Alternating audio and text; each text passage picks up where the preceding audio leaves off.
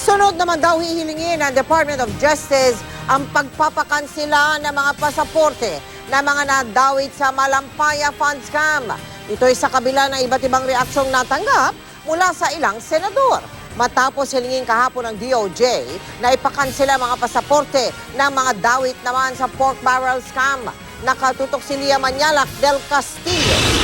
Ayaw paawat ni Justice Secretary Laila De Lima kahit pa kaliwat kanan ang batikos na tinanggap matapos hilingin sa DFA na ikansela ang pasaporte ng mga nasangkot sa pork barrel fund scam. Matapos hilingin ang kanselasyon ng passport ng mga nasasangkot sa pork barrel scam, sunod naman ngayong pinag-aaralan ng DOJ ang pagpapakansela na rin sa passport ng mga dawit naman sa Malampaya fund scam. 24 na katao ang kasama sa sinampahan ng reklamo kaugnay ng Malampaya Fund Scam, kasama si dating Pangulong Gloria Arroyo at ang Executive Secretary niya na si Eduardo Ermita. Pinag-aaralan din po namin yan. Baka yun ang isusunod namin. Kasi graft and corruption din yun. Large scale graft and corruption din yun.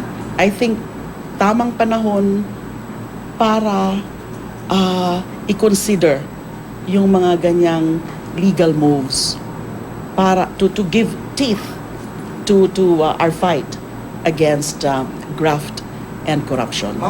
Pero sa isang pahayag, sinabi ni Senador Bong Revilla, isa sa 3 senador na isinangkot sa pork barrel scam, na ang ginagawang ito ni De Lima ay pagbaliwala raw sa karapatang pantao, bagay na nakakapagtaka raw para sa naging chairman ng Commission on Human Rights. The right to travel is a constitutional right. When you restrict the right to travel,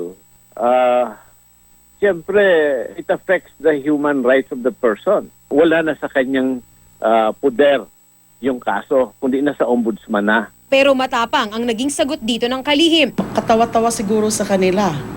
Pero katawa-tawa kaya yan sa milyon-milyon mga tao natin na naghihirap dahil sa pandarambong ng mga public servants? Si Enrile naman wala pang pahayag ukol dito. Pero si Senador Jinggoy Estrada sinabi na premature ang aksyon ni De Lima. Ganito rin ang tingin ni dating Senador Ping Lacson. Minsang pinakansela na rin ni De Lima ang pasaporte ni Lacson nang lumabas ito ng bansa nang ilabas ang warrant of arrest kaugnay ng Dacer Corbito case. Kung meron na silang warrant of arrest at large sila, yun, under the Passport Act, pwede naman. Pero at this point in time, na masyadong premature pa yung situation, ano? Kasi hindi pa nga nagsisimula yung preliminary investigation. Pero giit ni De Lima, may basehan ang hiling niya sa DFA. Wala pong duda doon.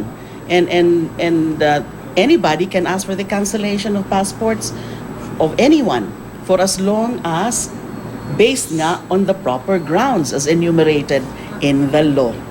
Si Senador Miriam Santiago naniniwalang tama at may basehan ang ginawa ni De Lima base sa 2005 UN Convention Against Corruption o UNCAC, kung saan sinasabi na ang korupsyon at plunder ay banta sa national security dahil pinipigilan nito ang pag-asenso ng isang bansa. Kaya sabi ni Santiago, ang maagap na pagpigil na makatakas ang mga isinasangkot sa mga plunder cases ay tamang aksyon para sa interes ng national security.